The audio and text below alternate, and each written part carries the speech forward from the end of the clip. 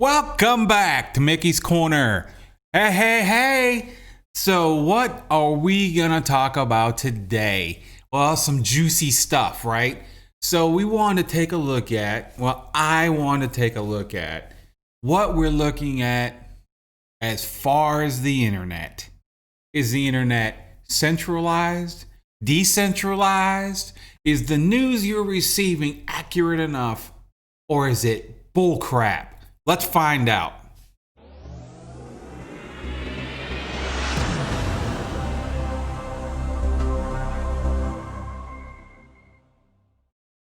All right, we're back. Okay, so here's what I found out. And let's take a look. So I wanted to give you an example first of what I mean by centralized and decentralized. Now try to picture this like a castle.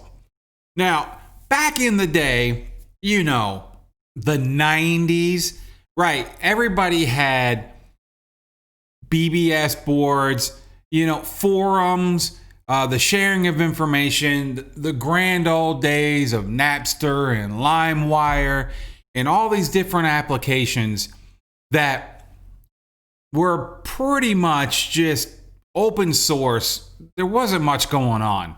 Well, here comes not long before that, and during that time, we started to see the introduction of something new. AOL, MySpace, Facebook. What is that?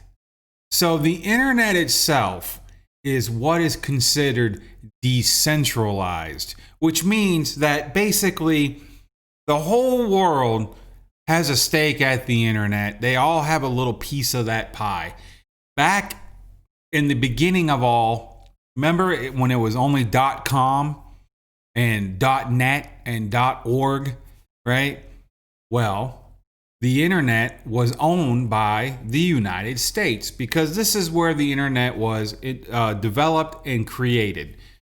Over time, they opened up lots more,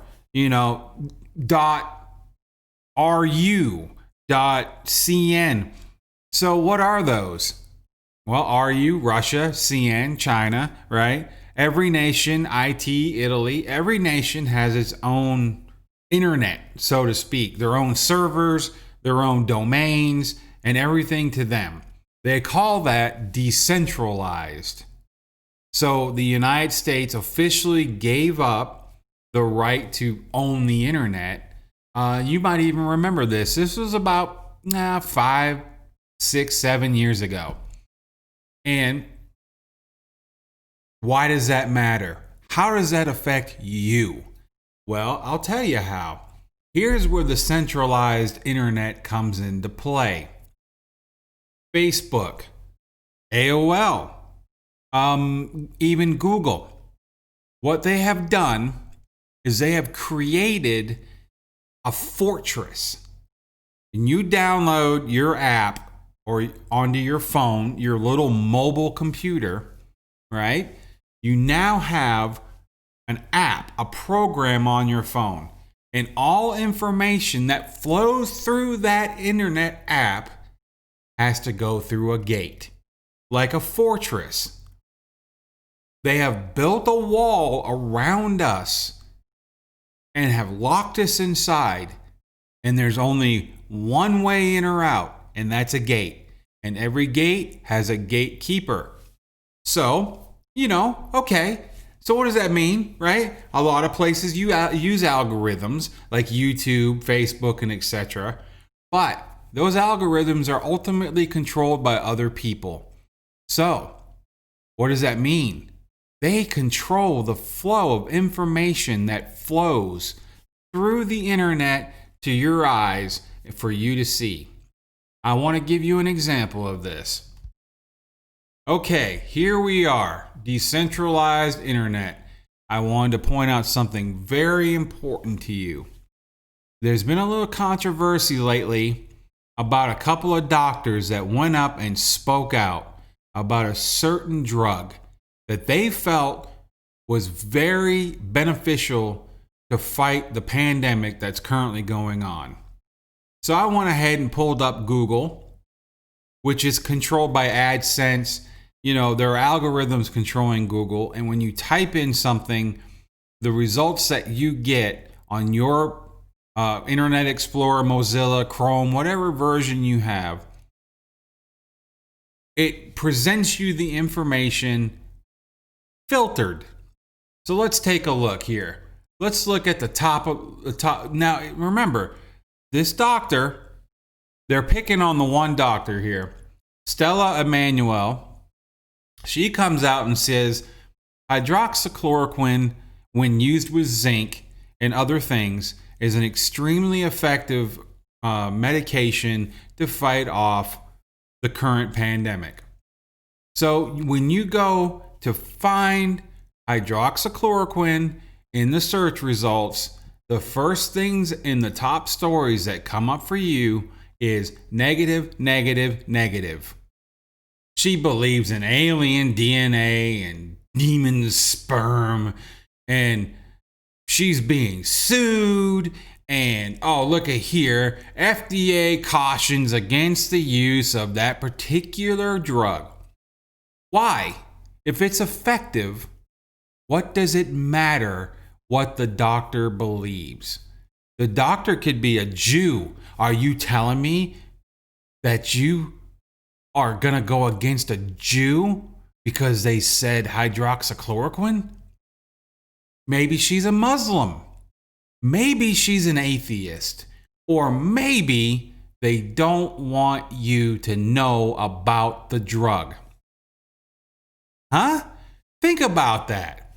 That is the control of the flow of information to your ear holes. That is decentralized internet, but control over the internet is centralized. It is controlled. So I wanted to take a little bit of time to talk to you about that. How does it work? What are you seeing? For example, that little story I just told you, why is that being scrubbed from the internet? Where are the YouTube videos? Where's the Facebook feeds? Why are they controlling that information? Why are they going against the President of the United States? Have you noticed how much? 75, 85% of the news coming out about the President of the United States, whether you agree with him or not, 75, 85, 95% of the information available to you through the news media outlets and the internet is negative towards the President of the United States. Why are they not talking about his achievements? Why are they not talking about what he has actually accomplished? Why? Let's go look at something real quick here. Lately, we've heard President Trump is a racist.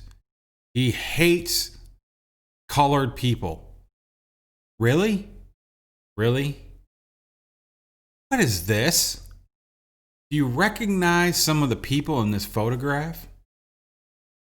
Muhammad Ali. That's Rosa Parks. They're winning an award. Let's look at the results. Trump's Ellis Island Award. So here we go. Ellis Island's Honor Society. First thing, PolitiFact. Oh, let's look.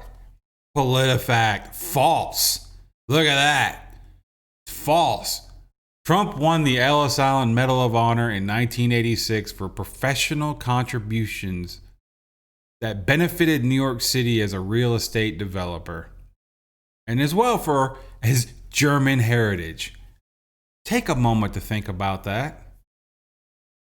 He's there, contributing in the 80s in a massive crime spree and total deconstruction of New York.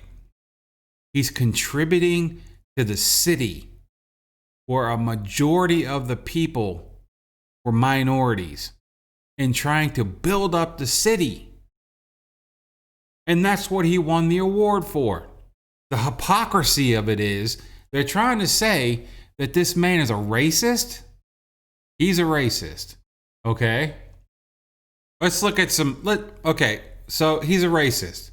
Well, let's look at some other people that are Democrat, openly admitted Democrats, who are also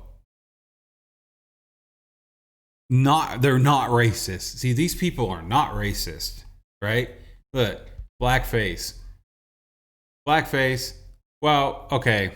Look, this guy, Robert Downey Jr., yeah, he did blackface. Obviously, it was a comedy skit. There's Ted Danson. Now, you want to talk about racism and unfair justice and everything else? Okay, Joni Mitchell, Ted Danson, Tom Hanks, Jane Krakowski, Tyra Banks, Paula Dean, John Hamm, Juliana Hogue, Kylie Jenner, Luan de Lesseps. So just to give you an idea, oh, don't forget Jimmy Fallon, okay? Jimmy Kimmel. So I want to take the time to show you the hypocrisy in the left when it comes to this discussion. I'm not defending Republicans and I'm not defending Democrats. I'm just trying to point out to you how one side is allowed to label you and the other side is allowed to do whatever they want, not be labeled. That is how centralized internet works. The information you're receiving is brought through a gatekeeper and controlled for you to see. I just wanted to take a moment and a little bit of information and present it to you, a little bit of knowledge, so that you can go forward and make smart decisions. Now, don't forget, please like and subscribe, notification bell, and don't forget the comment section.